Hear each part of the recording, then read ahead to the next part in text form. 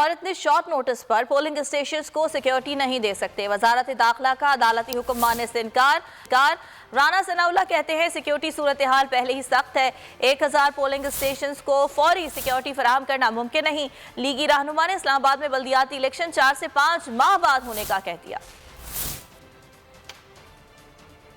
ہر آنکھوں پہ ہم اس کا احترام کرتے ہیں، لیکن یہ قابل عمل نہیں ہے۔ کل الیکشن کروانا نہ تو الیکشن کمیشن کے لیے ممکن ہے اور نہ ہی ہمارے لیے کہ ہم 1000 پولنگ اسٹیشن ہے فوری طور پہ سیکورٹی اور دوسرے ارینجمنٹ کر سکیں۔ اسلام آباد میں تو پہلے ہی تھریٹ الرٹ ہے، الیکشن میں تو پھر سینکڑوں ہزاروں لوگ اکٹھے ہوتے ہیں۔ یہ دہشت گرد جو ہے وہ اس قسم کی صورتحال سے تو فائدہ اٹھانے کی کوشش کرتے ہیں۔ الیکشن کمیشن دوبارہ شیڈول جاری کرتا ہے تو ایک سفیشینٹ ٹائم ہوگا کہ لا اینڈ آرڈر کے انتظامات جو ہے کیے جا سکیں گے۔ یہ میرا خیال ہے 4 سے 5 ماہ لگیں گے اس میں۔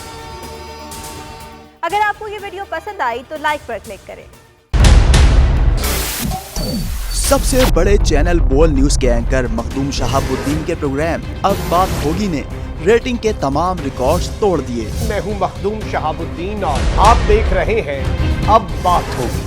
46% ناظرین نے بول نیوز کو دیکھا، سوشل میڈیا پر بھی سب نے زیادہ دیکھا۔